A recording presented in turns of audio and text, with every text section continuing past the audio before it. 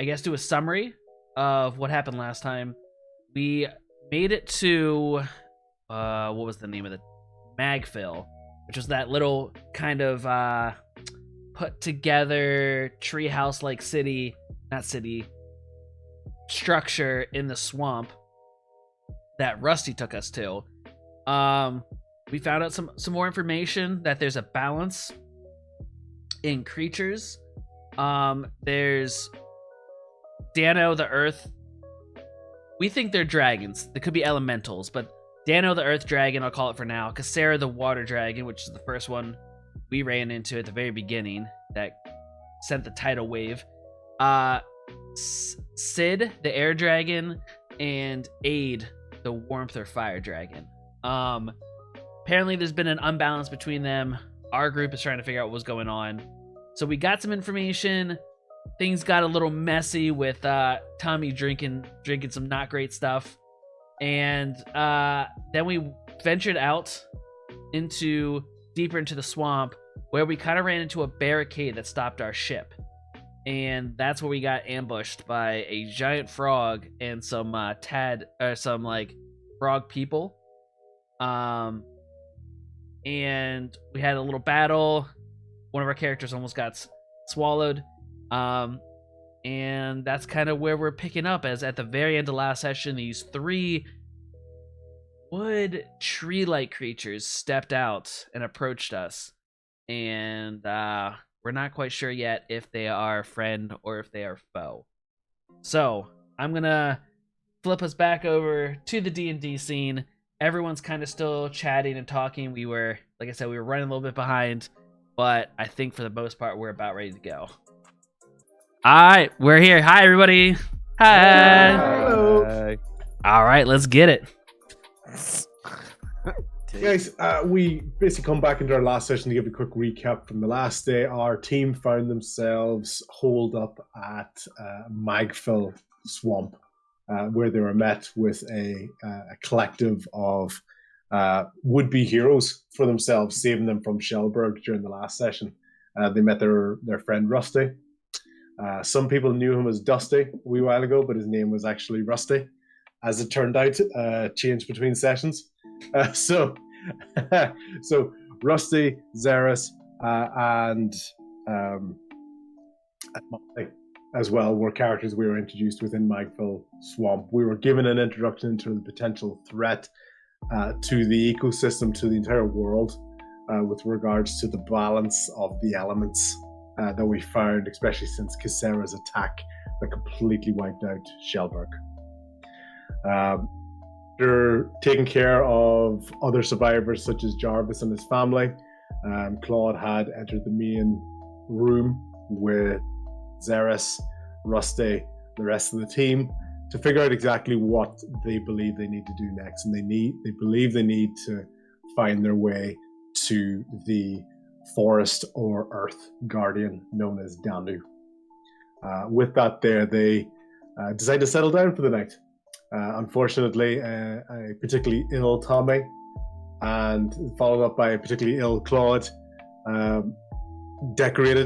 began to decorate one of the huts within the room before Rian decided to come in and finish off the job through a complete balance of missed constitution rolls and an incredibly creative use of Gust, I believe it was. Yeah. To which then, as that situation was unfolding and eventually everybody got a sleepless night, there were some in-depth conversations between some of our other heroes, such as Viator and his buddy Rusty, to figure out just in terms of how they, the proper etiquette of expressing gratitude and just expressing friendship, just proper friendship. Just super strong bond. Best buds. And with that there, basically the team found themselves in the morning taking a swamp boat, a swamp ship, straight into the middle of the forest with Monty at the crew. And they came across a collection of basically trash, stones, sticks that just were not budging. almost a makeshift dam in the middle of the ocean, and our party tried to get past this particular obstacle. We had loud clanging of shields against the barrier. We had rustling in the bushes. Bo found some bubbles in the water, took particular offense to them, and attacked those bubbles viciously to discover none other than a giant toad ambush had been set up in that water at the time as bullywogs rushed out from the side to the party. The party were able to take care of that through a clever combination of fairy fire spells. Rianne was briefly, incredibly, found herself in a precarious position inside the mouth of the frog at that moment in time, but she was able to be saved by the entirety of her party, and they found themselves basically no longer able to proceed on foot or by boat into the forest when they were met by 3 forest guardian individuals, which I will bring up on the screen now. I demanded to know why the party was here and had began to encroach from all sides, from directly in front of the party, off to the side of the party, slightly distracted by the birds and other creatures into the trees, and from behind the party, snuck in behind a couple of trees to the back. Potentially, you're not quite sure why he's behind those trees. Is it fear of you? Is he trying to remain out of sight of the other guardians? We're not quite sure at this time. And that's ultimately where we find our party, with the large individual, say about 11, 12 feet, a particularly large individual. The brutish figure, even from a distance, looks as big. He's probably closer to 15, 16 feet. And this character up to the side, it's crouched down, so you can't quite get a good grasp of what sort of size he is at the moment. And the large individual with the shield stepping up going, "Name your business here. Why have you found yourself in this forest?" So Bo's gonna step forward in front of kind of like take the lead, like confidently, be like, "Oh, gracious guardians, my name is Boduck Gloombarrow, and I travel alongside this party of this group. We have Rian, pupil of Jarvis, Viator the quick-witted, Logon, champion of Khaleesi, Thomas Iron Stomach Townsend, and Claude, the saint of refugees. We come in search of Dano, an audience with Dano, the neighbor of Magfield. Oh, and also I forgot Monty. At that point, you see Monty has already turned around the ship and just heard her name right then. He goes, "Oh, bye, everyone." She's bailed. She's bailed. And you can see her just like you can just right there and goes, "Bye, Claude. Bye, Claude." Thanks, Monty. I lean over to Claude. Do you think it was like the room thing? Do you think she's that because of us? Is it our fault? I think she just left us to our fate, honestly. Okay. Vomit probably didn't help. Bo leans back. You guys think it's another trap? 100% a trap. I do have to ask, this big guy behind the trees in the back of us, does he have this little fuzzball with him? Is this canon, that little guy in the corner? I'm going to go with no. I'm gonna go with that. It's a great picture, and okay. when I loaded it up there, I was like, "Oh, that's really good." Oh shit, I have to come up with a character for that. So it's like, no, he's not there because he's incredibly cute, and you'll want to keep him. Okay. Yeah, so I will edit that as we go along. Yeah, no, he's at the back. At the moment, I believe it was Logan at the back of the party was the one that was hearing him going. Psst, psst, psst. Yes, this guy whispering at me. Yeah, whispering at you. So Bo has made his introduction to the Guardian, and he's just taken another step forward towards you. Goes, Speak clearly, speak quickly. Enough of your riddles, enough of your rhymes. What's your purpose? Why you are here? We wish to seek out Danu. Lloyd. Sorry about that. Not at all. We wish to seek out Danu, the neighbor. We need an audience with him to help balance the or we need his help to balance the elementals. I believe that's what. That's my That was mission. out of character. Yeah, that's good. That's good. So at that point, basically, you can see him. He's thinking. He's looking around. You can almost see for a moment he looks to get the opinion of the more brutish character, and then just quickly has to turn away because the brutish character hasn't looked at you guys at all whatsoever. He's just like, he's just looking at the birds. He's got a wee snake coming off a tree onto his arm, and he's looking at it. And he's not really paying attention to you guys whatsoever. He's got no particular focus on what's going on. And he goes, "What has happened? Why is there an imbalance? What is going on?" How do you not know? If you're the guardians of the Earth Dragon, how do you not know about Cassera and the havoc she's wreaked everywhere? Keep to ourselves. We see no benefit of, we see no right to encroach on other lands. Nothing has reached us at this moment. Yes, the tides rise and they fall like any other day, but we have nothing. And what dragon do you speak of? Are you not the guardian of the Danu? Is Danu the Earth Dragon? There is no Earth Dragon. Out of character. You offended him. Here, yeah, some of them. Remember, he said that some of them weren't. They weren't all dragons. So like Danu is, I guess, just like elemental, helper. I don't know. Anyway, sorry. Well, sir, I am Claude Marcel Brightward, paladin, traveling the land. May I ask your name? Hey, sir. My name is Larix.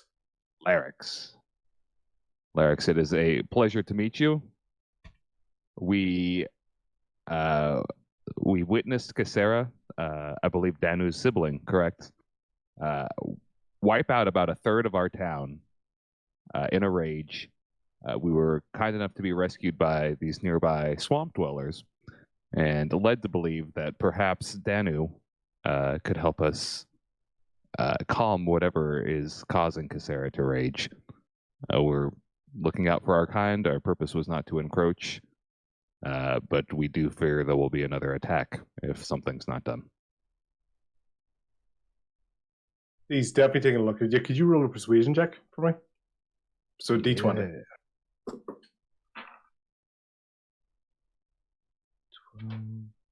Persuasion, 13 total. By looking at you, and you can see he's definitely receptive to your straight talking. You know, you're getting to the point. You're keeping it polite. There's no, frills about what you're saying. He's appreciating that. He's starting to shift a wee bit. Anyone who wants to roll an insight check on him just to get an idea on potentially how he's taking in this information? Can I do an insight check on the guy behind us to try and figure out his intentions? No, he's there just yet. Logan's the only one who knows it. Okay, all right. I only rolled an 8 on insight. I got a 9. Also an 8. 18. There it is. Nice. I didn't roll. Viator, you can sense that, seeing that he's very receptive to the way that Claude has spoken to him at the moment. His particularly calm demeanor has a little bit of agitation to it, like it's definitely a little bit of caution in terms of the way he's saying this. So there's definitely an element of a front that he's trying to put up, and you can see that he's trying to probe for your intent in the group. Like you can see him like actively looking at everybody in the group, kind of a bit wary of any sort of sudden movements that's happening as it goes along. Everybody can see just a little bit of jittering at the moment, but you're not quite sure of that little bit of intent. Viator, you get a little bit more of an idea of you kind of sense that he's probing for information. He's probing for a sense of who you guys are as a group. Okay. With that, there he goes, and this is my brother, Aesir. And he just going,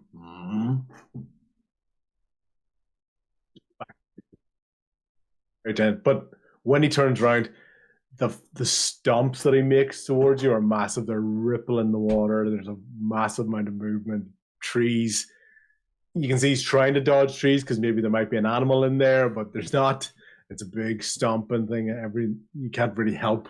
Kind of just bruise things out of the way as it goes along. And he makes his way right beside Larix, and you can see that size difference coming in. That elephant-like toad that y'all are on, even it would be a bit smaller compared to Aesir. And so there's quite a mass of wet vines and twigs and wee birds and things fluttering around him as he goes along for this group. Well, he just looks down. You can just see him just looking down. You're a big guy. Hi. And he just looks around, and you can just see him. He almost like bends like the whole way over, and just looks straight down at Tommy. Just right back up. Doesn't say anything. With that, there, Larix at one point goes, "Use my caution. Of course, we know what's going on, but as you can imagine, we have many intruders and those of ill intent come along this way. If you seek an audience with Dano and you believe that there's something you can do to help, then we may be able to have similar goals and aligned goals to this day. Do you care to follow me as we travel towards our neck of the woods?" I will follow you. We humbly accept your invitation. He looks over at Bo, and he just, once again, he's not impressed at all with the frilliness of your language. He's just looking at you going, He just looks down at Claude again and goes, "Follow me." And they make their way into the forest as they go along. Oh God, see when you turn around, he's no longer there in the trees. What? He vanished? So you see the trees, you see nothing there, but following the invitation of Larix, you just see that he's no longer there. Yeah. At this moment in time. I'm definitely confused by that, but I'll just tag along with the rest of the party. Yeah. Okay. So basically, as you're falling through the forest area, let me just get this. Out of character, Mike. So here you basically are traveling for about 3 hours deeper into the forest. Can you zoom in on that just a little bit? Just making sure I've got this right. Yep. Nice. As we're traveling, do we have a chance to talk to Larix? So you can ask questions along the way. Sorry, I accidentally jacked my mic up really loud. So I was super clear in my own ears. But no, absolutely. You can talk away as you're traveling along. Larix, so Danu, are you on like a conversational basis with him? Do you commune with him? Does he just wander? Like, what's Danu's deal? Can I ask? He is our leader. He is our leader. We are guardians of the forest. We are, but recently I feel like I've actually had to be more of a guardian for him. Unfortunately, there's been an element of us having to demonstrate our strength to keep people from the forest. But in all honesty, our ability to protect it has been severely hampered. Has he mentioned his siblings at all? Disturbances? Doesn't often talk about them.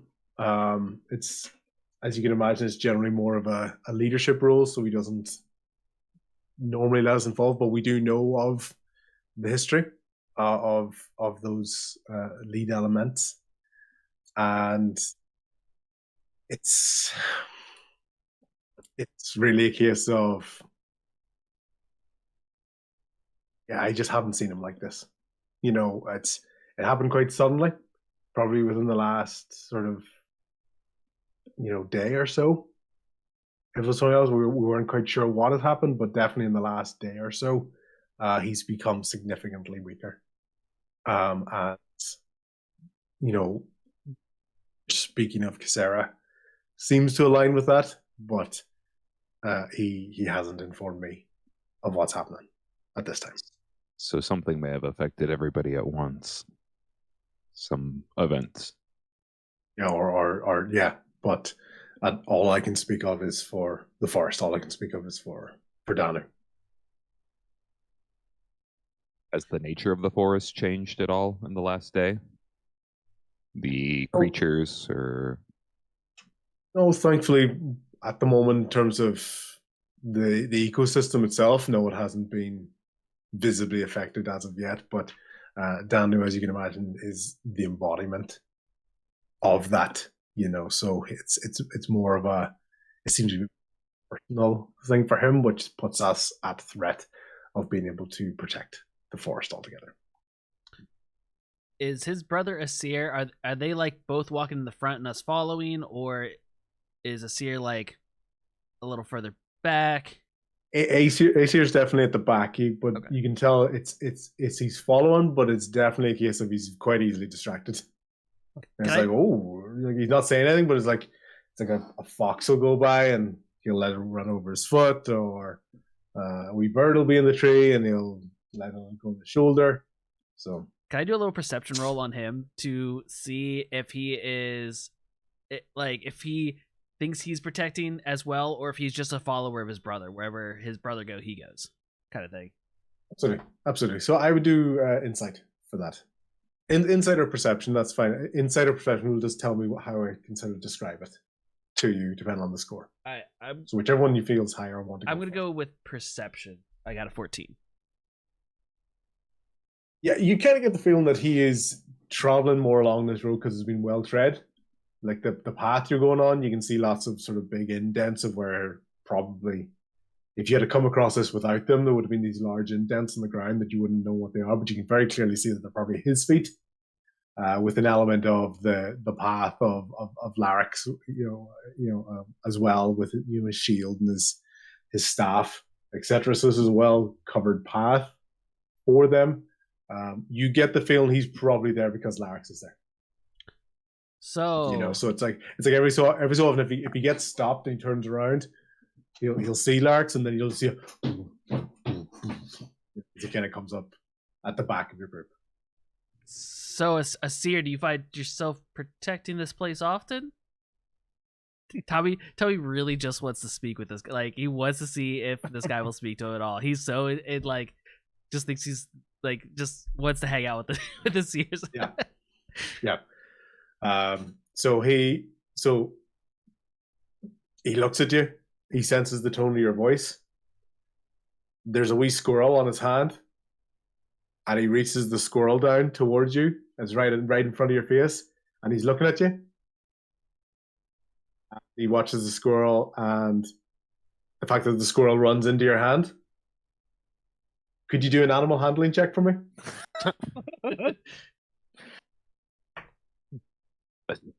Do not kill this squirrel. I think the squirrel's gonna kill him. A 10. Okay, so it jumps down, and you kind of very slight juggle, but you are able to hold it safely. You know, you've kept it safe, and it just sits there in your hand for the moment, and just goes and rushes back onto Aesir's hand, and up and around his neck and up around his hand. He just looks at you, and goes. Can I put? It's definitely like the vines or whatever has moved slightly. It can looks like a slight smile. Almost the kind of eyes have softened a bit. Can I go for like a so very slow like fist pump? Like I put my hand up. he just goes and and the hand just comes down and goes.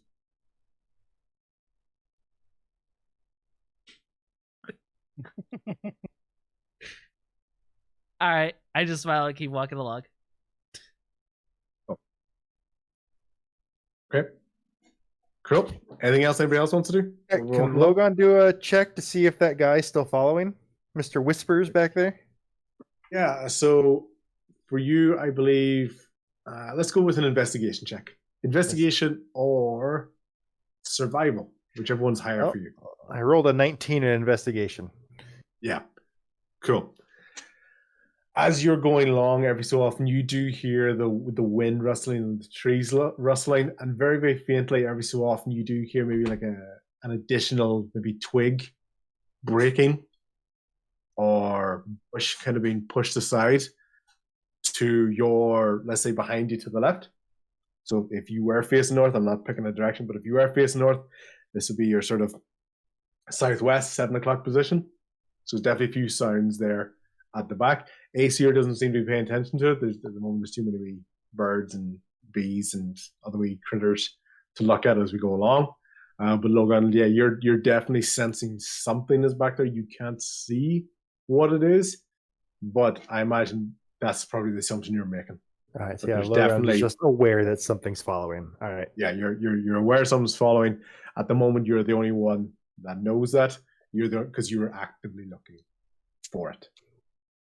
And most people are probably looking at like these giant individuals bringing you deeper into this forest area, and how that kind of progresses for you. Logan's gonna keep that to himself for now. As we're marching along, can I be strumming, kind of like mimicking like the noises of the forest, like with my like trying to like almost make my own tune, like a natural tune to it, just like Yep. birds chirping and the wind rustling. So like almost like twanging along to that scene, just create an Check, ambiance. please. Yeah, could you do a performance check for me, please? Yeah. Oh my lord, that is performs. Oh, okay. So that's a 9.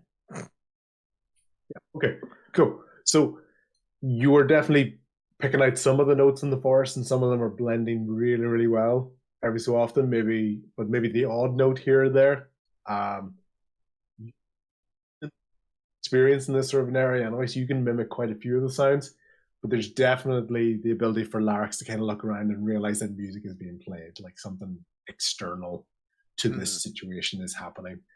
When you see him turn around, he doesn't seem to be annoyed or worried that you're doing that. Like there isn't a sense of hush, keep it down, or anything sort of panicked about it. He's just noticing that the guy with the flowery, long-winded speeches is now, playing music to the point that he almost can't keep himself entertained for 5 seconds. Is he annoyed? So he's not annoyed by it. All right, well, but he's not entertained. He's not entertained. He's not entertained. He's not annoyed. Are you not entertained? So I got a question. I want to know how they got here and they're protecting Dano. Like, how did they meet? Like, is there any backstory behind that? Why they're there? Yeah, so you generally get the description from that they've been around so long in different iterations. This is almost just the passage of time for them is almost inconsequential. Like they don't really think of the days, the weeks, the months. They think of the seasons. They think of the ages that they have. When he talks about Danu and the things that have happened before in the past, you get almost a real sense of respect from him. Like the Danu's done some incredible things in the past, but there's also a tone of, especially because you were able to pick up on him earlier on, you're able to kind of match up a little bit of these speech patterns. A slight tinge of worry in there because you can't quite tell if he wants this to only be temporary, but he's almost afraid that when he talks about these stories that they'll forever be past tense. So he doesn't. So he's not. There's definitely a sense of worry in there. There's a great respect when he tells about different deeds of like stopping forest fires and preventing groups that were encroaching too far into the forest and cutting down trees and areas. That delicate balance between the progression of other civilizations and the understanding that wood is a resource, but that must be balanced and that must be returned to the environment as well. So there is a give and take in there, almost a regrettable give and take, but that if it ever stepped out of line, anytime he would tell a story of stopping a forest fire or stopping a greedy lumber merchant, there's pride in there, and then a slight tinge of sadness at the end because it's like, hopefully that's not the last story I get to tell of Dano. And then has a sibling, I wanted to ask, has a sibling ever stepped out of line before where Dano's had to step in? Is this the It's first time? general. You get the feeling that even when, for the little that he knows about the siblings, you get the feeling that Dano, while very proud and very prominent in his environment, is definitely a lesser sibling. Okay. If that makes sense. It's very much talked almost like a younger sibling or even a middle sibling, conveying the situation as opposed to being a focal point for the stories. But once again, there's only so much Larix would know because there's only so much Dano would actually tell.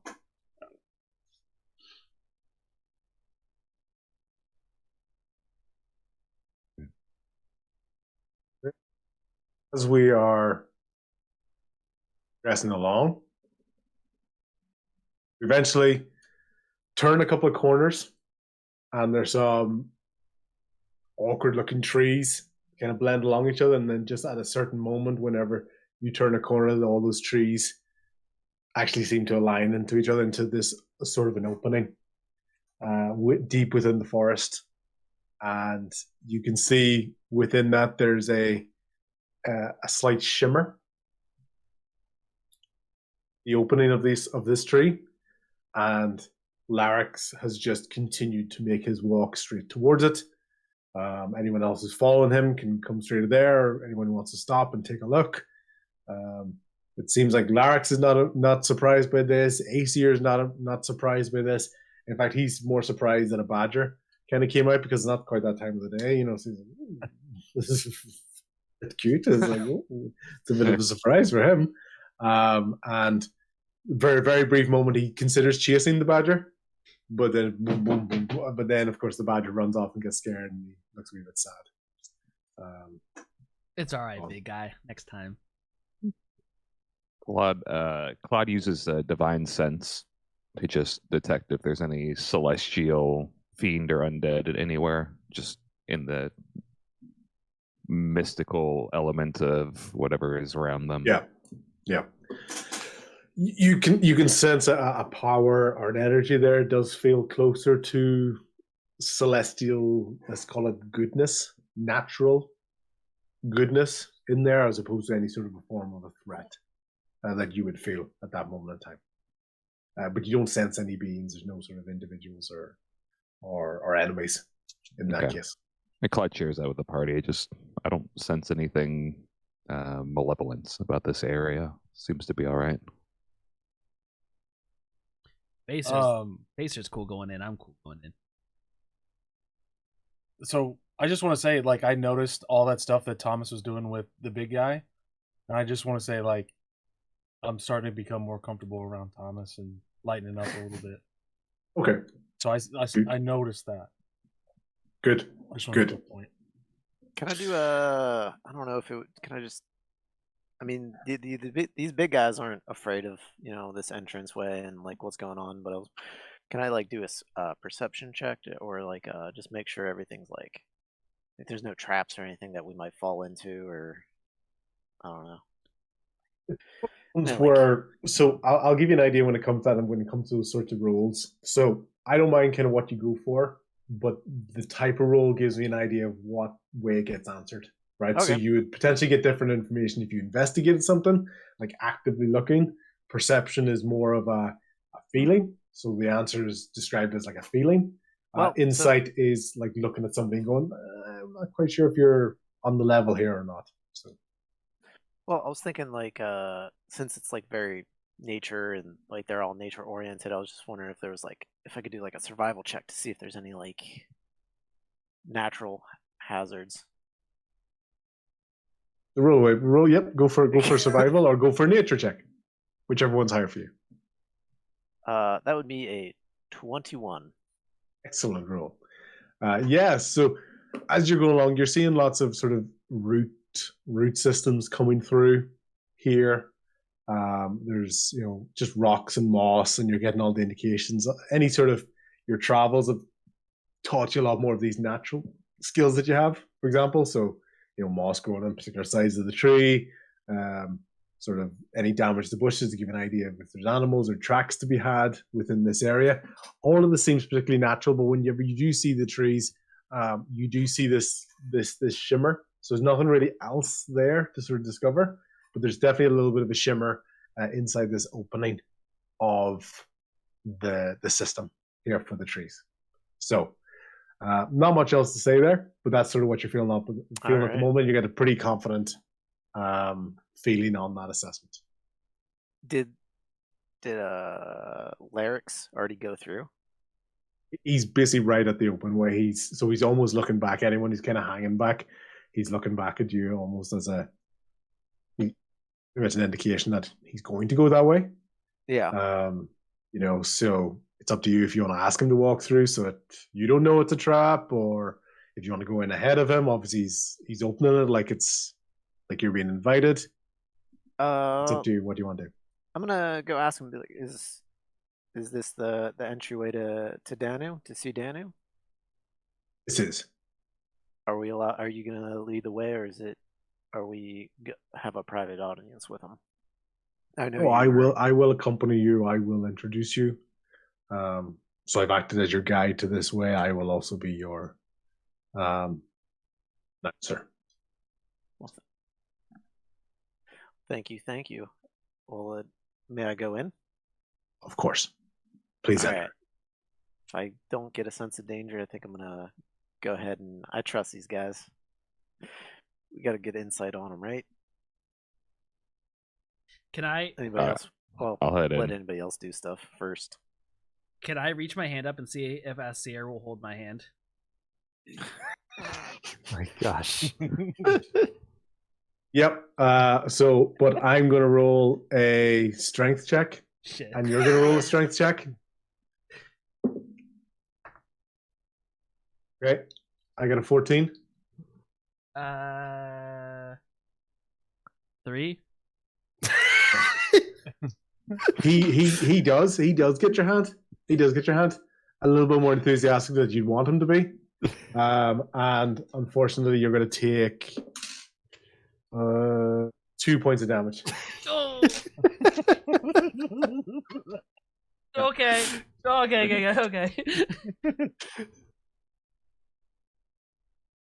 But yeah. So now, are you still holding the Asir's hand? Because obviously he realized that you got hurt, so he's kind of let go a wee bit. Do you still want to hold on? Do you want to go on your own, or I mean, he kind of looks a wee bit sorry, but he's almost like ready to do like another fist bump if you want.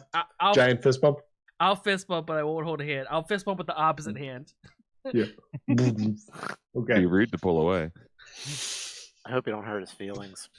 I hope so too, but strength is not my thing, and I don't want to have to roll again. So I'm just gonna let it be. I'll just follow. Just kind of like you can see him. You can see him just kind of go. It's okay, big guy. It's my He fault. hurt It's his not yours. feelings. You're ridiculous. And basically just so anyone who's looking to enter can enter. Yes. So Claude, Lark's gonna go in, yeah. I do So- that. Claude hands first, like slowly goes through the entryway. So that shimmer, basically, as you reach up your hands, it almost kind of teaches. It's almost got that feeling like it's like a fluid surface. It's like a ripply surface, but it's not wet. And if you get the feeling there's very little resistance to it, so if you want it, your hands will go through. But what you see is those trees that were behind you, or that are on the other side of it. You can see them, and just the image of those trees kind of wobbles as your hand goes up to it. So your hand is up against something, and it will go through if you apply any more pressure. Yeah, just slowly continue through hands first. Fantastic. So you're traveling through. Anybody else traveling through? Yeah, I'm gonna follow him. Also following. Through. Mm-hmm. I'll go. Well, you don't want to look for your whisper buddy. Yeah, I want to hear this conversation. All right. I'm with Nier.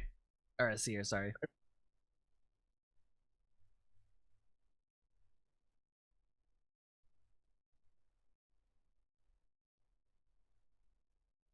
I'm gonna step back for a minute. I'll be right back. I got it. As you come through the dark forest that you'd been creeping deeper and deeper into, now actually opens up into quite a light, bright area. There's a lot of and in here there's very large trees, massive root systems, and basically, to give the scale, you're here at the end of this bridgeway.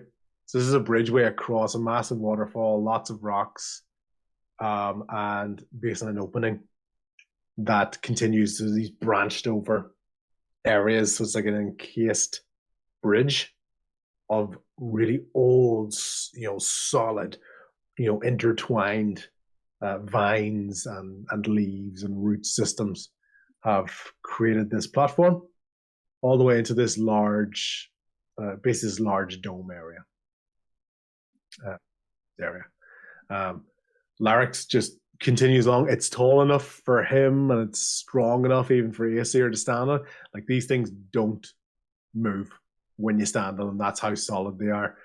Claude, in particular, you remember walking along the pathway. You had Tommy on your shoulder the other day. There was a little bit of a shake there when you were going across the bridge in Magville. These things aren't moving at all. Yeah, there's a lot of moving water, a lot of rushing sound, and it's basically all this action's happening around it, but it's not moving at all. Very, very solid bridge. Yep.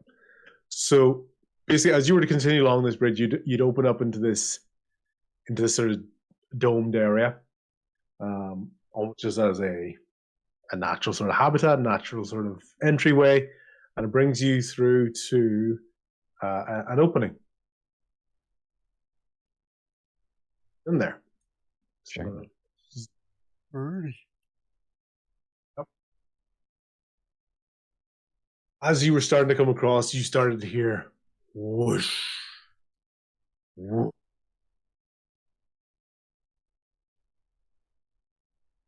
Cutting out.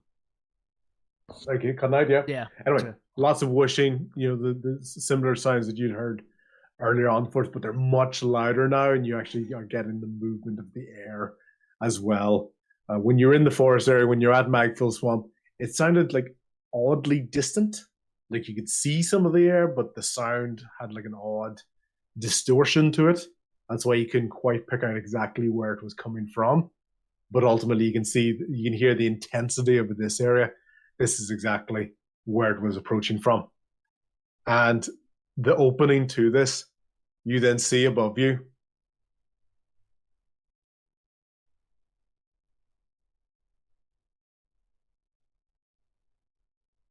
this massive forest-esque constructed creature is directly above you and is just coming down almost like a landing on its feet. When it gets to the ground, it stumbles a bit and kind of, it takes a knock, and you can tell like the wing is sort of a bit weaker on one side. It's not damaging, but it almost seems to kind of give out. And one of the legs are sort of giving out. There's definitely a real sort of unsteadiness to it. While originally it had tried to come down all, majestic and, and dominant, it definitely gets weak and hits the ground. Quite rough, actually.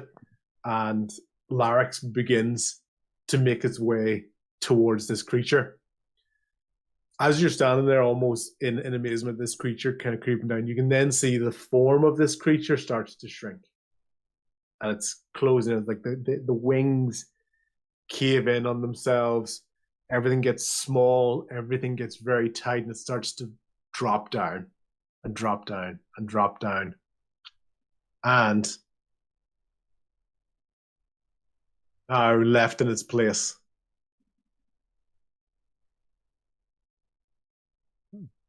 is this individual on one knee, breathing heavily, being approached by Larix off to its side.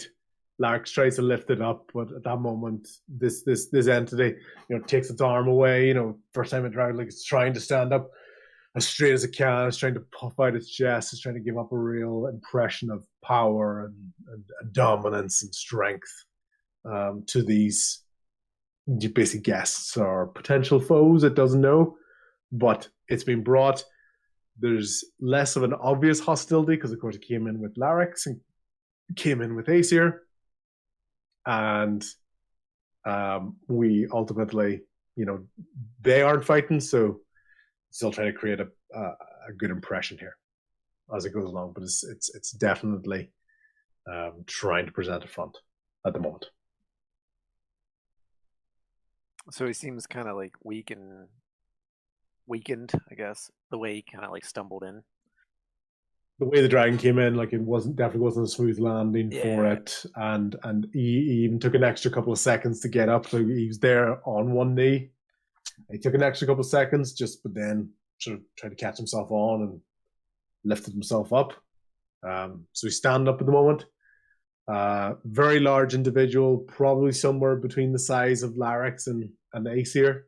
So you're probably looking about maybe sort of 14, 15 feet of a large, strong individual.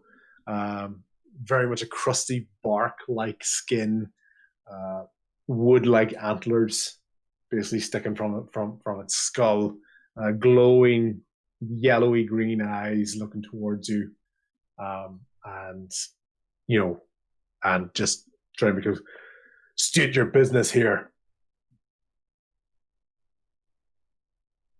I give like Claude a little like shove forward, like a very gentle like. Danu, I assume. Or I ask, you are Danu? I am Danu.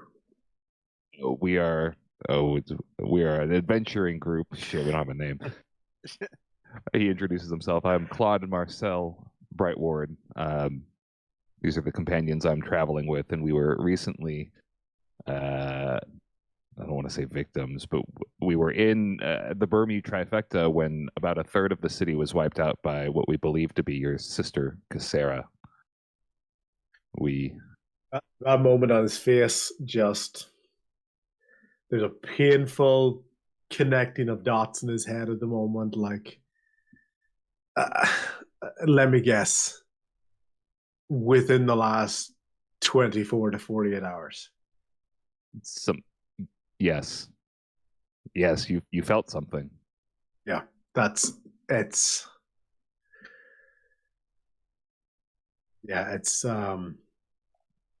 you can see him, he's scrambling, like his mind is racing at the moment, but it's connecting all these dots in his head. You can see he's kind of touching at his leg a bit, the one that he was kneeling on a second ago, and he's basically got a large sort of bark-like chair. Like, it's not even as big as a throne. It's almost like a chair that is almost kind of sprouted out from underneath him, like where he was standing. It just sat down and it was already there. And he looks up at Larix, He looks over at Aesir. He gives a wee smile when he looks over at Aesir, but then realizing what's going on again at the moment, and yeah, okay. So, what's happened? Tell me what's happened. Well, we've come to you for guidance. When Shellberg was attacked, and let's see, I'll go back to my notes. She sprouted from the water. Does anybody remember? She talked about people violating her territory. The water. Yeah. In the water. Cassera. Yeah, broken Sloppy trees. sailor was in the water. Cassera. I don't want to give him up. Cassera. And she raged about somebody invading her territory or violating her territory, and wiped out a good chunk of the town. We were rescued, and we're looking for guidance as far as, are we in danger? Is this going to happen again?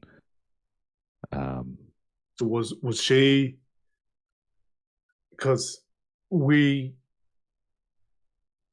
been and seen civilizations rise and fall, as throughout our lives. Try not to interfere as much as possible. But the only thing I can ask is, was she appropriately threatened or attacked to launch such a devastating attack?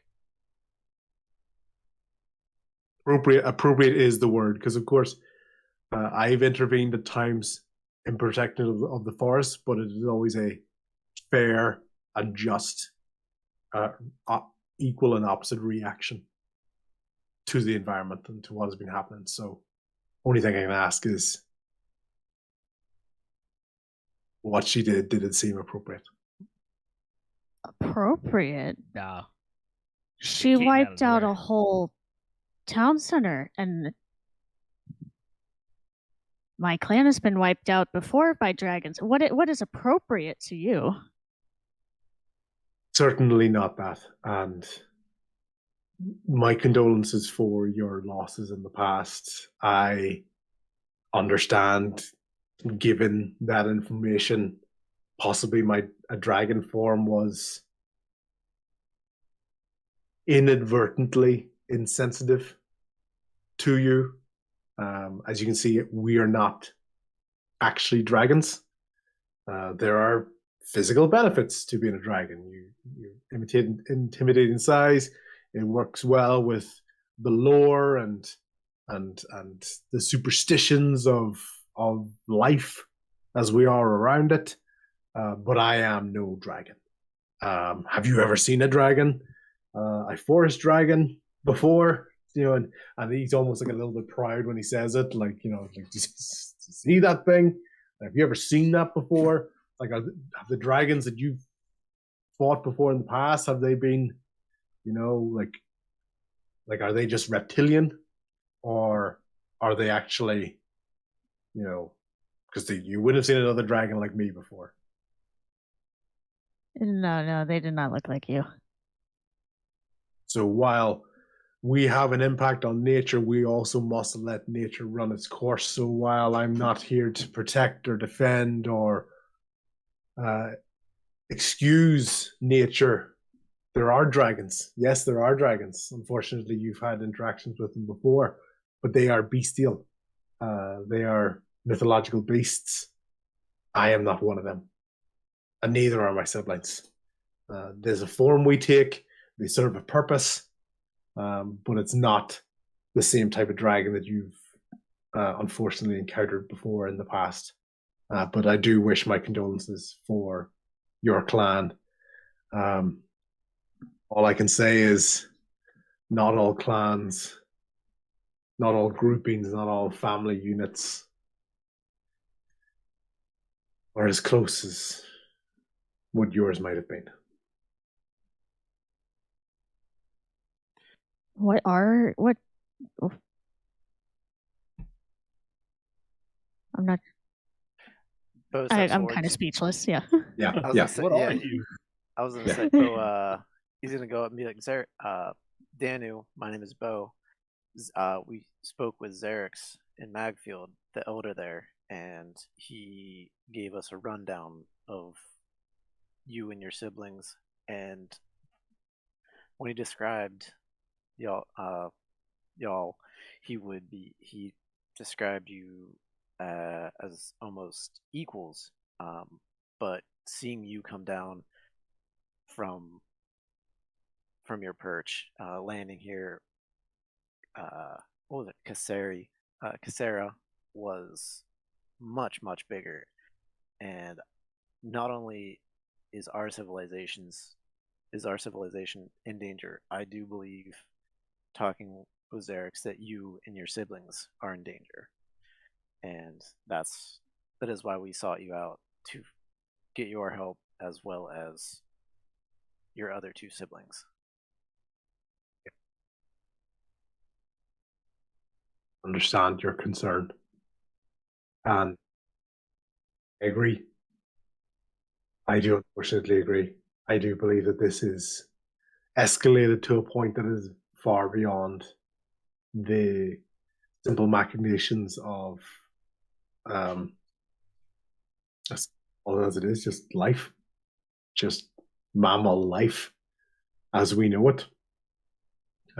This has caused a shift, and it makes sense of why I'm feeling not at my strongest at this time.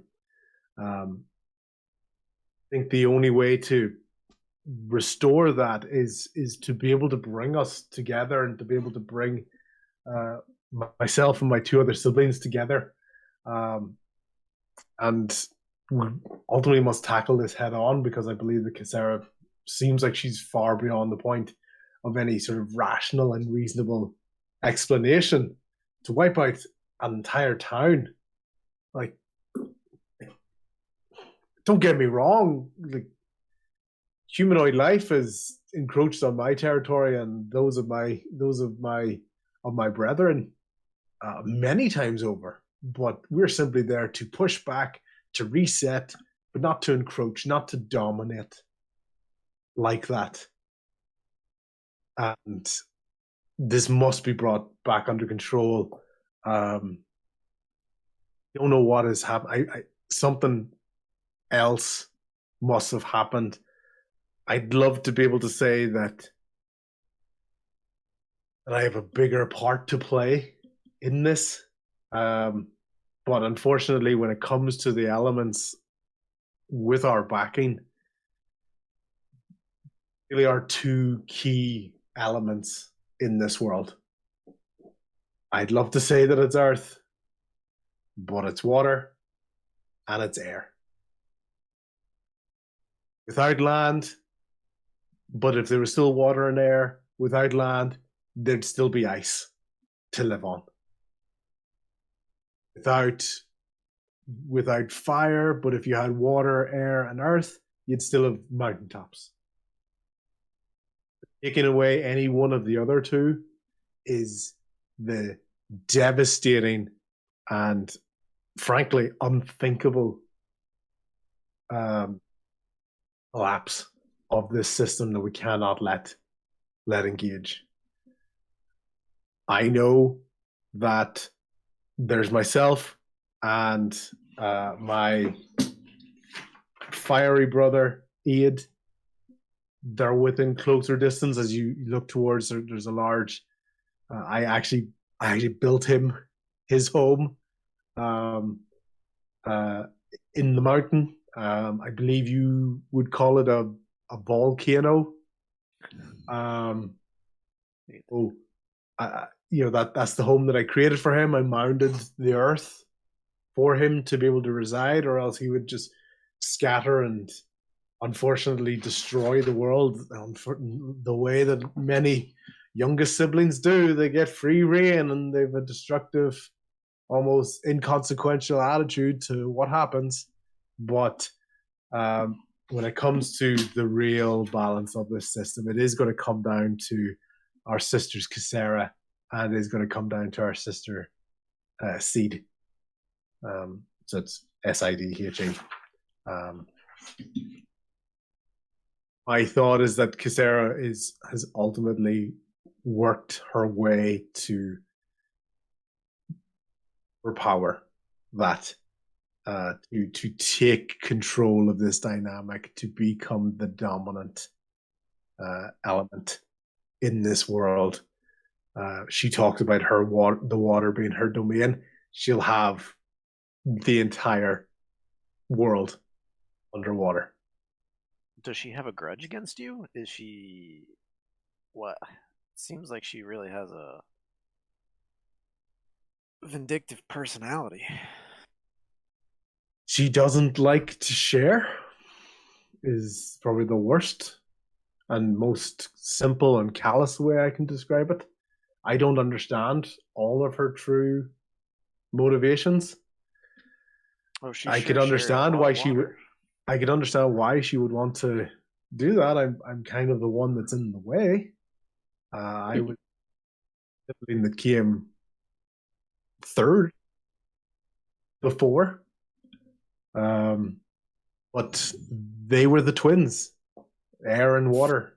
They were the twins at the top, and I came in and was given a place amongst them, and then Aid, coming in and bursting through, and like if he's left untamed, he roams and destroys and burns, and and really intensifies most situations that he's in. He feeds off Sid's input.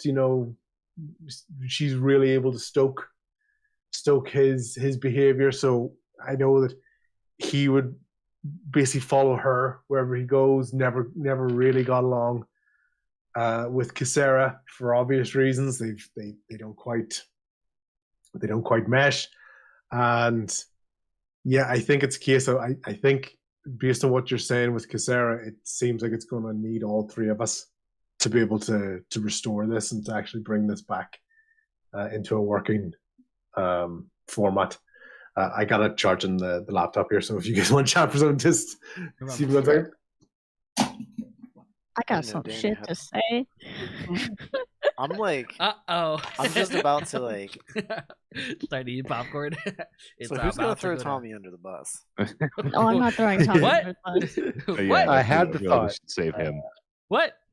Save that card for later. Maybe we get something good out of Tommy. You get a lot of good out of Tommy. What? I got a different bone to pick with this guy. But I need Tommy to or ask him. Dano? Uh-oh. No. Tommy's being a damned fool. Tommy just wants to make friends. Trying to fist bump and hold hands with a giant. Like, what are you doing, man? You're just You're jealous 'cause crazy. you didn't try Looks it. like I have a 15-foot friend now. You should have tried to climb on his back. I bet you would have let you. Do what to him? Climb on his back. Climb him on like his back. Ride on his shoulder. You didn't give him belly rubs first. Yeah. You never know where. That I would've been really good. wish he wouldn't have. Oh, there he is. Yes. We back. So basically, as Dan was explaining this, you can see this troubled nature on his face, and as he's trying to explain the situation, you can really get the sense that it's definitely the story from his perspective.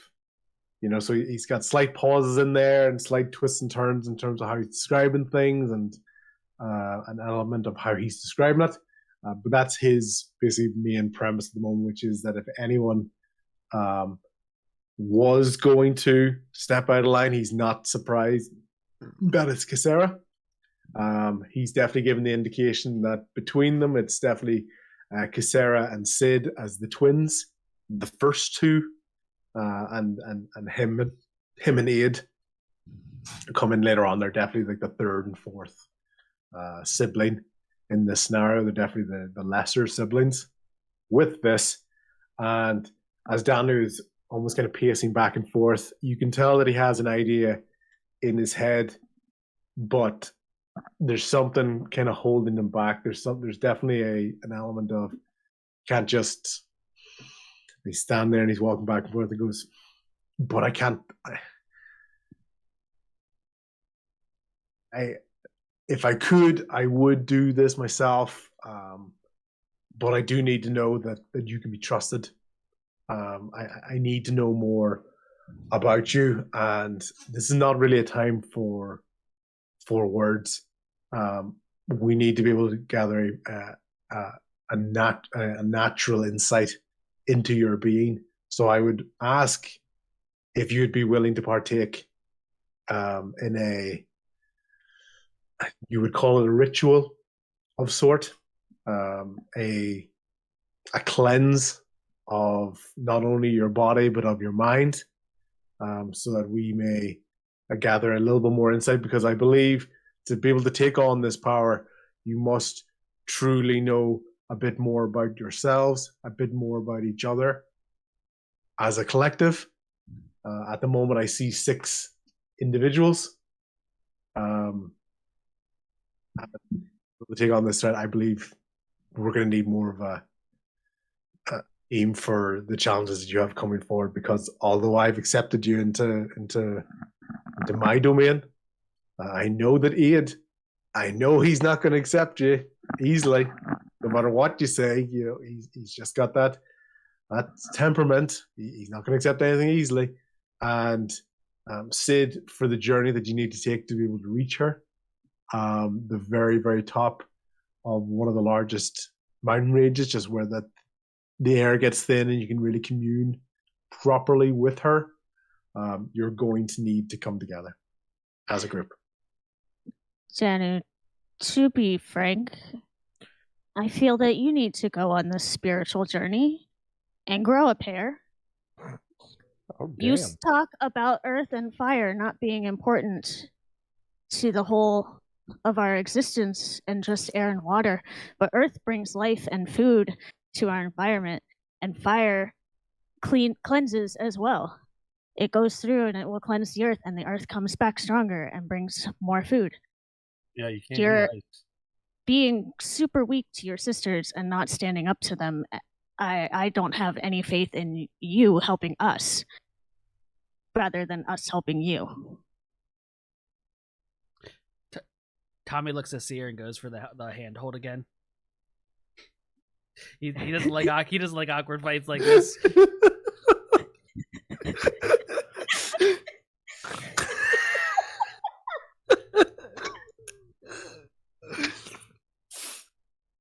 Seer's not responding at all. In fact, he almost did like a ooh, and he's kind of taking a couple of big deep steps back himself from that situation. You are. I'm Rian Felt of the Dragon, or of the Felton clan, the Dragonborns, who are no more. I am the only one left of my name. They about you.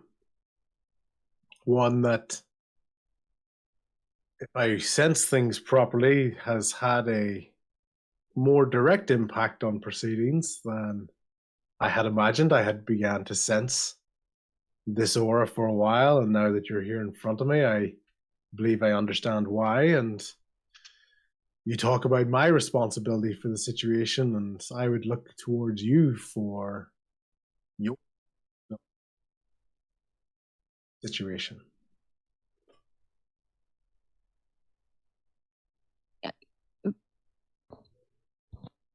You can tell he's definitely given a very knowing look at you at the moment, whether you realize it or not, or have made the connection or not. He is taking a couple of big deep breaths when he was saying that, and like he was really getting sort of puffed up or whatever. And this is, to him, he's almost given the impression of like an older parent talking to a petulant child. Like he's really holding his temper at the moment. He's looking at Larix.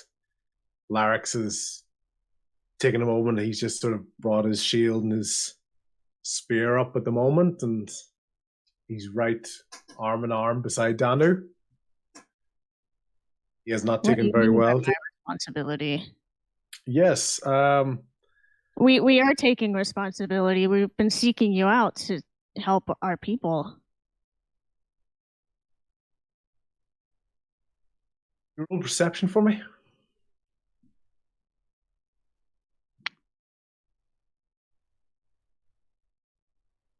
Where's my actual? It's a 1. I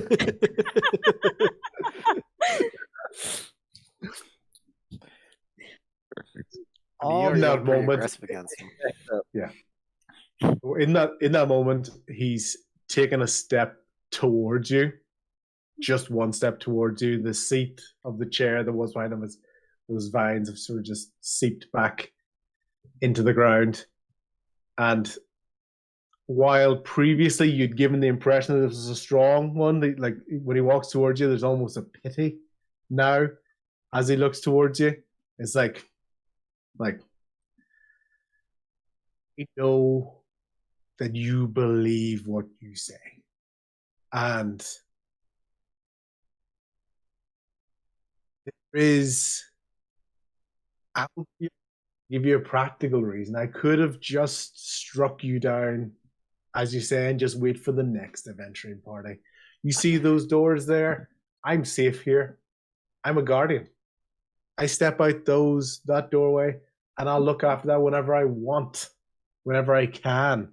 As you said, I'm the one that provides the fertile soil. I'm the one that can take that away. I'm the one who chooses not to take that away. Like, he's becoming properly enraged at this attitude. He hasn't taken on any of the threatening or the fear or the intimidation that you'd wanted. He hasn't been persuaded by you in any way, shape, or form. He is laying down the law in terms of what he is saying and what he is able to do and what he is choosing to do. He is giving you a pathway to save your people. Guess what? I'll still be here. My brother will still be here. My sisters will still be here. Can everybody roll an insight check? Hell yeah. Oh, I'm good at that.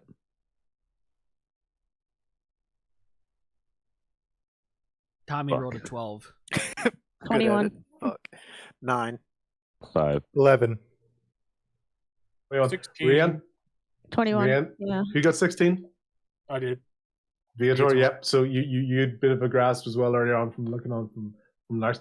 Viator and Rian, see the part about him being here? Anyway, no matter what happens, he doesn't quite believe that. Everything he said is completely true as far as he's concerned. That last part is where you saw that little bit of doubt creep into his brain. There was a slight hesitation when he said it. Everybody else is just taking this whirlwind of a tyrant, of a rant, of a very dominant, strong rant as it goes along. That last bit about being certain that he'll be here, he's not totally on board. It's up to you whether you try to interrupt in the middle of this after what you'd said before.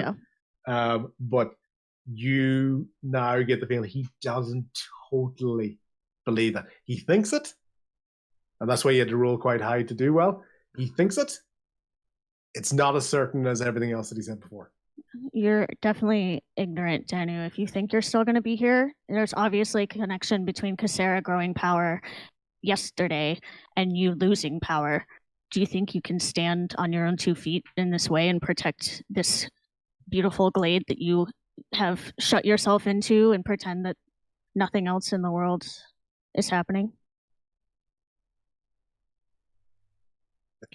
Shaking a bit, and he's taking it, but he takes a breath, and you can see some of the trees, the move, and some of the just branches are moving. There's no wind, but branches are moving, and roots are sort of being shifted up and down. And he takes a moment and goes,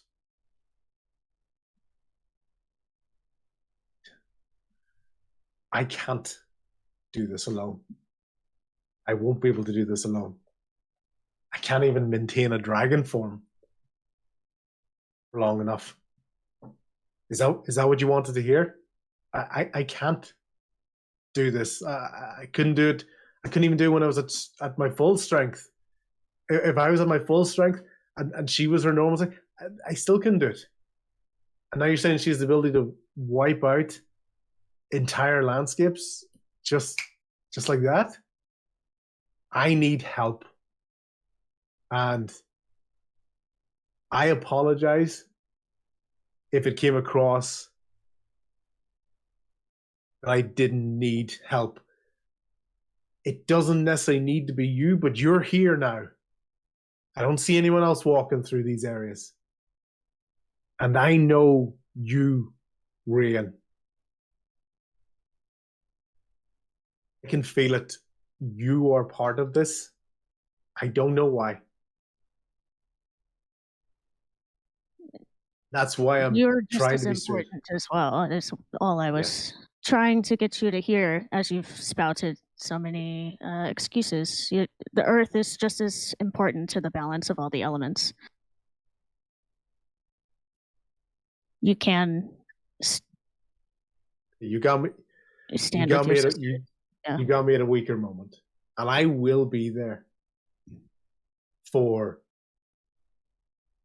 any ultimate showdown if that's what's needed to happen. I will be there, and I won't be coming in alone. But I know for now that if I was to step out of this domain, she's able to do that. I think there's a real chance that I on my own I don't make it back. Well, how do we help? Is the first step this spiritual journey to clear us? So Yeah, I bring this up. You can go ahead, and anyone who doesn't want to partake will still be able to go ahead. But I do think it will help not only exercise inner demon things that are holding you back, but also potentially aid and give you the strength to go on to these next parts of the journey as a team and as a collective. It was very direct. It is obviously optional.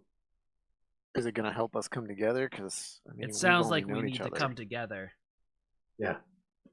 There's. I reached up towards Dano. I stepped forward because I was actually kind of towards the back, and I was like, yeah. It seems like we need to come together.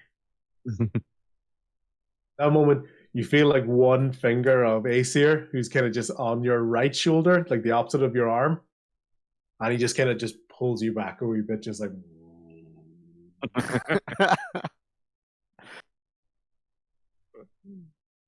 Claude's all about challenging himself, so he steps forward. He doesn't reach out. He just, as if volunteering himself for the trial. What kind of drugs are we talking here? What kind of spiritual awakening are we going to be doing? So, as you can see, there are, basically as you look over, there's actually 6, and in that moment, basically 6 holes open up into the ground. Anyone who looks at them they look like graves. They're just 6 openings in the ground. The earth just kind of parts in these 6 areas. And anyone who wishes to partake in the trial will be asked to lay and become one with the earth. I promise you no harm. You will get out of it. You will be able to return at any point. But I can feel the disconnect within all of you. There's a hesitation for all of you. And there's things that will need to be explored. Can I do an insight check to make sure that we're not going to die? I mean, I know it, but Bo has seen his grave and, does not want to be buried alive. And if he's telling all 6 of us to get in there, and he's weak, I don't know. He's the earth, man. Is he going to, suck us up? I'm jumping down in there. I just talked a big game. I need to... I just imagine it just full on eye contact the whole way down, just she just stares at him as she does the Undertaker lay back. Yeah. I'm taking my responsibility, okay? Yeah. Bold move. I don't know. As you go in, Ryan, basically you can just feel like leaves and dirt or whatever just kind of branch over you. Basically, wee branches go, and you're completely in the dark in this area. As you're lying there, there is a little bit of a spritz, like a pink dust. Gets you when you're underneath, and you go unconscious. You let yourself slip away. Getting dusted. Vlad sets his sword and shield to the side and climbs in. I will too, but I gotta pee first. Like in game? Are you gonna? He's gonna go just Yeah. stay behind a tree real I didn't quick. realize. Is that That'd be offensive funny. to piss on nature in front of nature? Like, I asked Daniel where the toilet is. Go for it. God, this is actually a tough decision. Isn't it? Vlad sees it as like a test of his faith and character, and he's cautious but all for it. Also, you got to go protect Rian. He's fucking gone. I mean, Jarvis told you, right? Fucking Jarvis. Yeah. He was Sorry a to- good sorry to- people. I love the idea of Rian just like, I'll get in the fucking hole, you dick. Just jump on him. Show you. fuck you, Yeah. and fuck your hole. It just I'll like show hops you right there. taking Like, responsibility.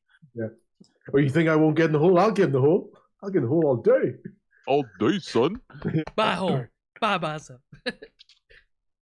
She actually starts digging her own hole, just like it's my.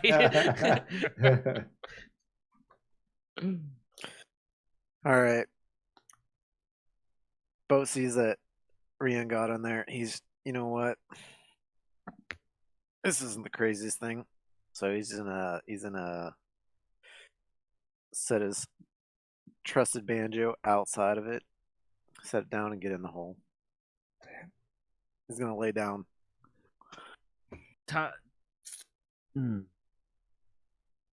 Any chance?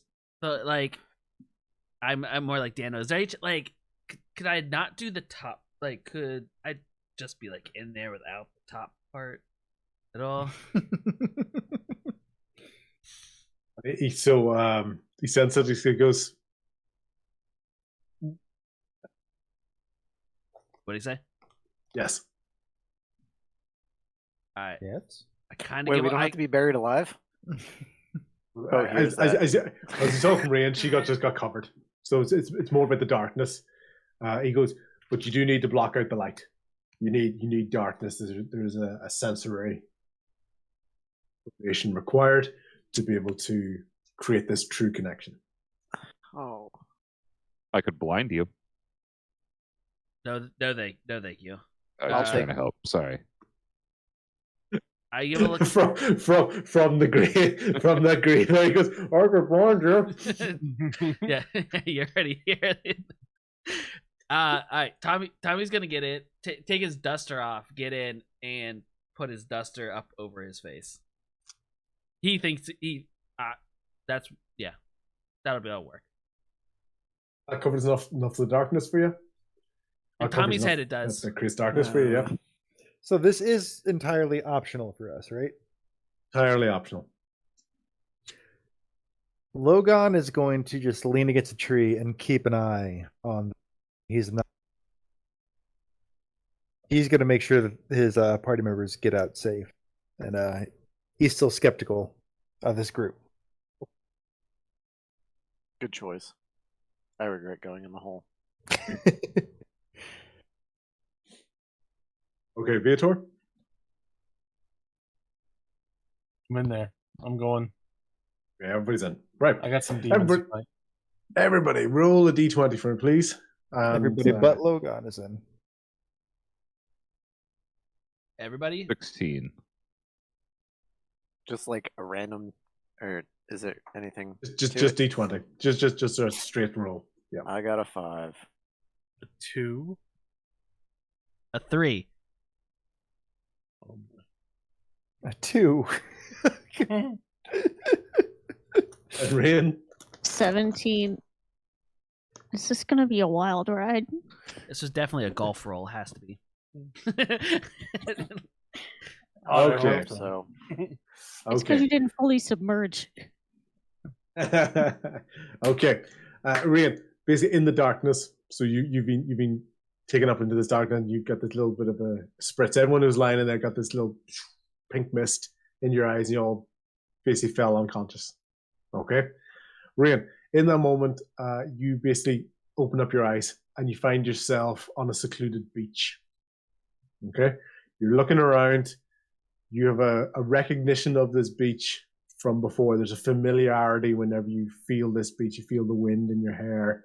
A sense of happiness about you. You've come from somewhere that is nice and that is trusting, and that you have found yourself now on this secluded beach as you're going along. This is where I was training with trying to work on the spells Jarvis was teaching me. As you're going along, you're sensing a couple of exaggerated sensations are coursing through your body. First of all, the blood in your arm and your legs, the blood coursing through your body almost feels hyperactive. It feels like energetic. So there's a real sense, there's a jitteriness almost within you, and you'll also find that there's a mark on your chest in the shape of a.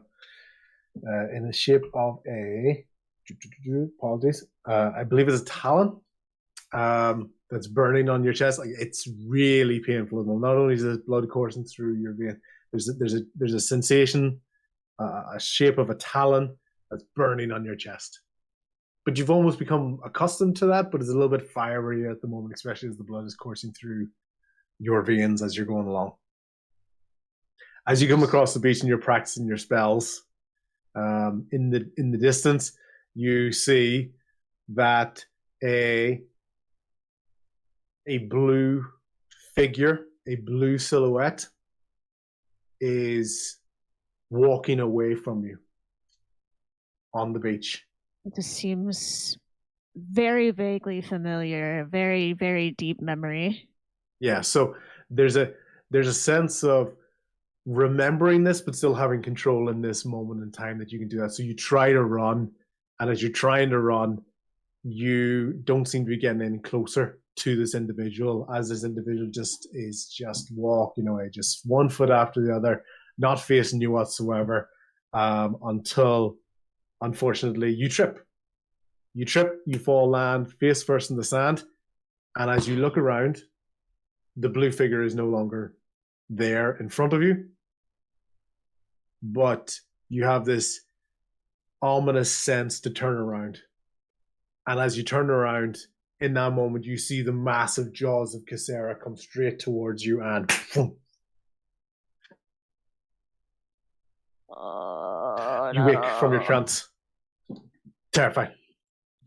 So you're head up now. You're in the thing. Logon, you've seen Rain jump up. She's perfectly fine, just a little bit shaken from what she's seen. Okay. Claude, you find yourself in an area that you're not familiar with, right? It's closer to a desert at night as you're walking along with a female older figure to your side. Okay? You have no recollection of this place. It doesn't even feel quite real. It feels a little bit fantastical to you as you're going along. You are parched. You're incredibly thirsty at the moment. But as the temperature begins to rise, you look across the sunset and you see a sun rise above onto the skyline. And then a second one, and a third sun, and a fourth sun, a fifth sun, a sixth sun, and a seventh sun all appear across the skyline in this sensation. You watch helplessly, though, as chains jump up from the ground and grab this female figure, and you're desperately trying to hold on to her, and she's been dragged into the sand, and you're just screaming. And the more you do it, the less of an impact that it has.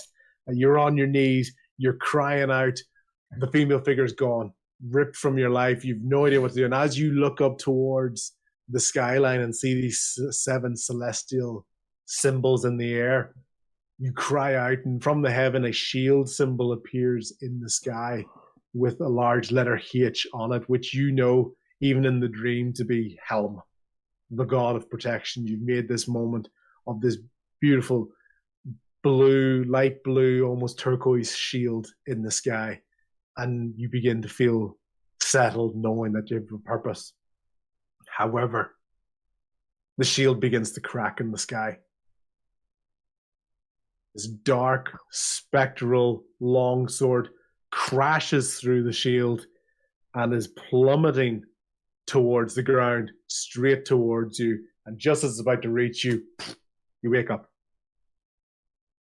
Your trance. Logan, you now see that Claude has woken up out of his trance. Are we all feeling like experiencing this, or is it just individuals experiencing their own? I'd say it's individuals experiencing their own. Okay. Then it's up to everybody else how they sort of react to that as it goes on. But this is more of a self-reflection. Well, I didn't know if, since we were in like in the root systems, or if we were all magically intertwined. Sorry, please continue. No, I love it. Both. Yeah. Find yourself in a small shack. Yeah. It's a feeling that it's an area that you feel somewhat comfortable in, but there's still very minimal furnishings in this room. All you can really see at the moment as you stand on the spot and survey the area is a doorway, a window, kitchen table, a cabinet with a dresser with a mirror on it, small bed. Very, very minimal furnishings actually within this room. Okay? As you look outside, you find yourself at the height of the window where you're just barely looking over the window. And you're like, oh, you're just trying to look out the window. And as you see, there's lots of children playing. But they all seem to have their back to you. They all almost, you can't sense any faces. They almost have faceless individuals. They're playing and they're having a great time. And you just have this oversensing urge to go and join them. So you run to the door and you try to get the door and you hold it and it's not budging at all. No matter what you do, you're starting to get frantic. You're looking at, and you can't climb up onto the window, and you're trying to call out to the children, but nothing comes out of your mouth, and you find yourself looking, and before you know it, they all disperse. In your despondent nature, you go towards the mirror, and as you look towards the mirror, you find yourself shocked because now all of a sudden there's a teenage version, an adolescent version of you looking back, and as you look back, you're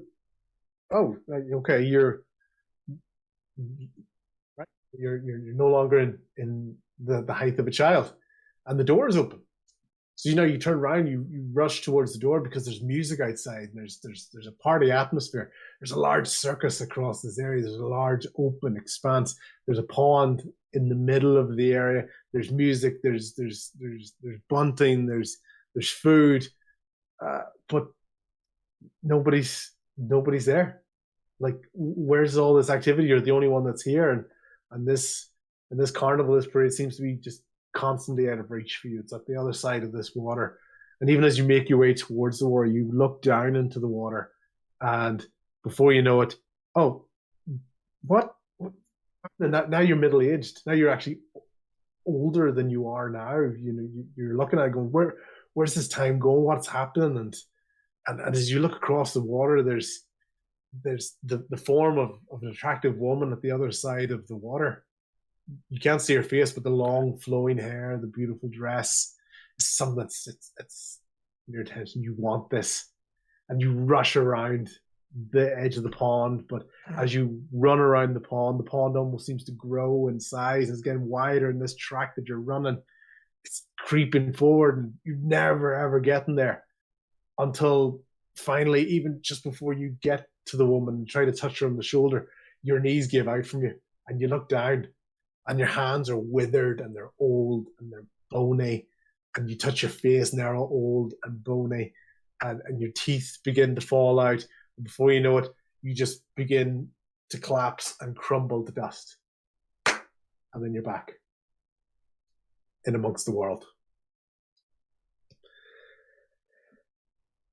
Okay, that is Bo back, and next one is Tommy. Tommy, unfortunately, you find yourself falling. You're falling at the moment, and you come to a very sudden stop as what was previously the feeling of falling vertically becomes almost a feeling of being thrown sideways. And you find yourself in a very, very small, cramped space.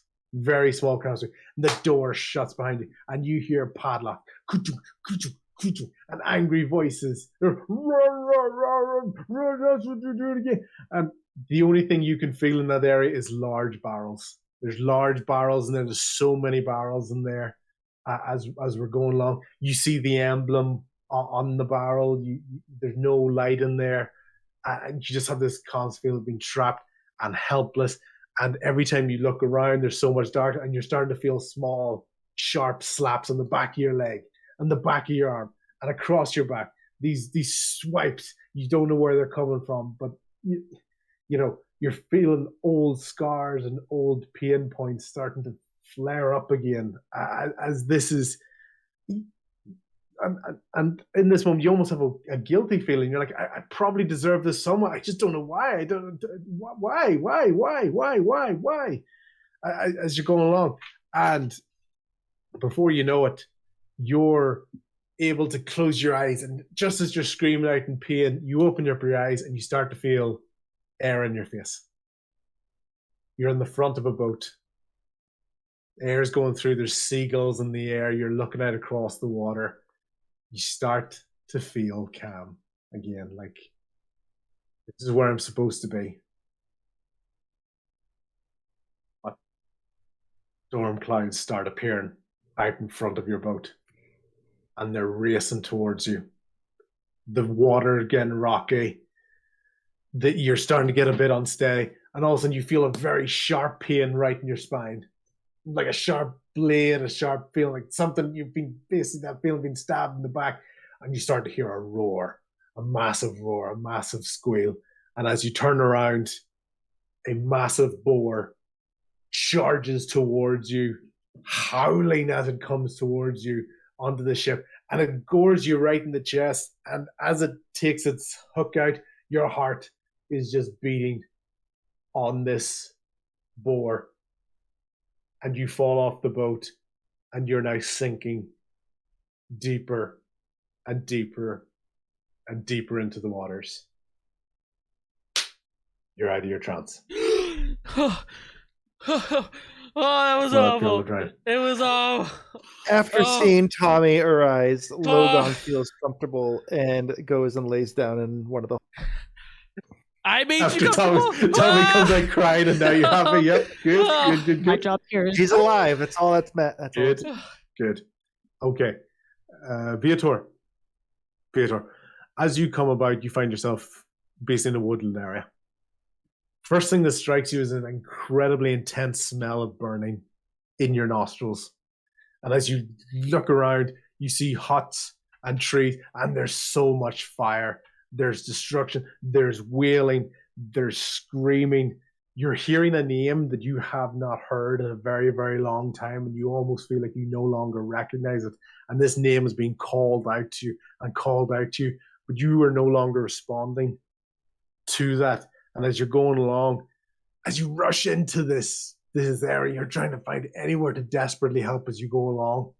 And as you look, you find rushing towards you and cascading through this town are these skeletons dressed in black, and they are laughing and wailing and cackling, and they've got swords, and they're dashing through, and they're setting things on fire. Just these laughing skeletons dashing through, cutting everything up as it goes along. You're too small to fight at the moment. Your legs aren't fast enough to get away. And before you know it, you're smacked on the ground, and you find the chains are wrapping around your ankles. They're wrapping around your wrists. There's a collar goes around your neck. You're being pulled. You're desperately trying to go forward, and you can't. And this is just dragging you back and dragging you back and dragging you back. And you're being thrown into a cage. When you're in this cage, you're deep down. It's very low. You can hear the murmuring of voices, and the only other sound you can hear is water crashing outside. You're starting to hear lots of water, lots of murmuring. Your hands are sore. Your knees are sore. You feel like you've done a hard day's work every single day, every single hour for such a long time. You've been trapped within this cage and yet worked to the bone almost every day that you can think of. But right before you're about to lose hope, a door opens and a golden hand that you can't see the body for, almost imagine like it coming off camera, right? It's like this golden hand comes in, breaks the lock for your cage, lifts you from it, takes your hand, lifts you from it, and guides you towards the land. You wake up with a sense of, you're probably the only one that's kind of come up going, okay, I know where I've been, and but having to relive that, you haven't thought about that for a very, very long time or anything along that sort of line. Yeah. Okay. Mistake. Yeah. So everyone else is coming out quite shocked, and yours is coming a little bit different from that. And then Logon, you decided to get into the grave. I did after seeing other people arrive safely. Oh. I'm comfortable enough to get in. Just so you know, Bo's coming out of this with absolute terror and like breathless, like can't catch his breath. Yeah. Feels like he just basically saw his life before his eyes and just absolutely terrified. So take that with what you want there, Logan. Oh, good. Thanks. You're Yeah, welcome. Have a great day. Claude's got nothing. Claude's just like still in his own trance, like just sitting there, not moving, not saying anything. Tommy shot up out of the hole, like crawling out the hole is like crawling as far to distance himself from that hole as possible. Oh God. Yeah. You wake up basically in a very small house. Your stomach is rumbling, like you're absolutely starving in this moment in time. Anytime you try to turn around, you just see the faces of rich people, rich pompous people in beautiful gowns, and they're laughing at you, and they're pointing at you, and they're laughing, and they're ridiculing, they're look at your shoes, look at your clothes, look at how dirty you are. Oh my God, throwing like pennies, coppers on the ground to make you do dances or make you do other sort of humiliating acts just for a little bit of coin, just for their pleasure. And before you know it, as you turn around, you find yourself an older teenager, and there's a male compatriot to your side. You trust this figure with your life, and you've decided you find yourself outside of this large warehouse. In this large warehouse, you pick the locks, you sneak your way into the building. You are moving past large shelving units and boxes and crates as you go along. There's some barrels off to the side. There's interesting pieces of weaponry as you go along. And you find yourself, you make your way to an inner room of this warehouse. And suddenly there's alarms being raised. There's alarms being raised. You can hear people chasing you from a distance. You can't see them. They're in the darkness, but they're coming towards you. You know they're creeping towards you. And the only thing you have time to grab is a pair of boots. These are particularly sparkly, shiny boots. You grab these pair of boots and you bring them with you. And before you try to turn around to take the hand of your compatriot, of this friend, you find yourself being pushed out the door. You're pushed out the door very suddenly. And as you fall from this opening, as you're falling, all you can hear is a huge amount of tussle and some swords being drawn and shouting and kicking and you'll never see the end of it. All sorts of voices as you go along, as you continue to fall, feeling more guilt and loneliness as you go along.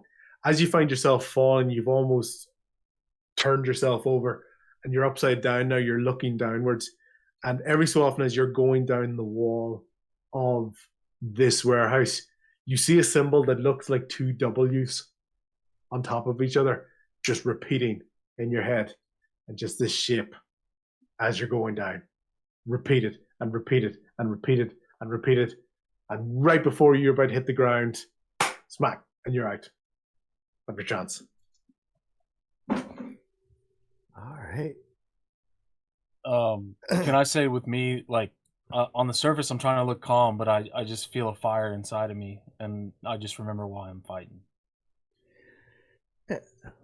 Logan just sits in his hole for a little while, his head and is just thinking, and kind of traumatized by that. Not again. Not getting in the hole. Nope. No holes. He's going for round 2. Danu at that point basically steps forward, and you can see he's visibly limping. Now he's like, before he was trying to stand still. You think he was able to hold himself up because he was standing still the whole time? He'd only taken 1 or 2 steps towards Rayan when she was talking, but there's a visible limp at the moment. And Larix comes over and is almost kind of wanting to take a seat, but he's just standing there and goes, I know not what you saw, but I know that you needed to see it. These are the crutches. These are the things that will hold us back, that will hold you back. But when they're overcome, they will also become the reason that you succeed. So I know that this has been a trying day. You respite within my realm. You'll be glad to know you're not going to need to get into the dirt again. And in that moment, he rises up. He has to take a deep breath because this actually surprisingly took more out of him than he thought it was going to. He rises up, and these lovely sort of soft, mossy beds with flowers, build up around. There's 6 of them in the area. Lovely sort of comfortable beds.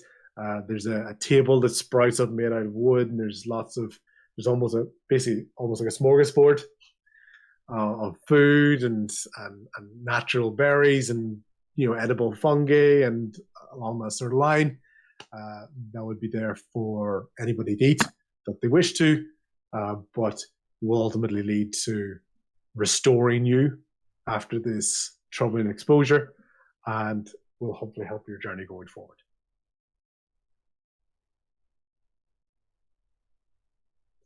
Matt, if anyone else has anything else to say, that's basically my part for today. Oh man, I didn't realize you were to be telling backstories with the whole thing. Well, that's So that's why not necessarily. That's why I asked if we all experienced it or if it was just our own individual. Yeah. There's a lot of symbology in there as well, where it means it to the person. Yeah, it means it to the person, but doesn't mean anything to anybody else. So, so I appreciate the input when it comes to that, guys. It then allowed me to kind of flavor and go within how to make it dramatic and dreamlike telling for you all. But really, as much to kind of show everybody, we've got 6 really cool characters here. So it's a really cool team. It's a really good bunch of characters. And I think there's going to be a lot of very cool interactions and story weaving as we go along going forward.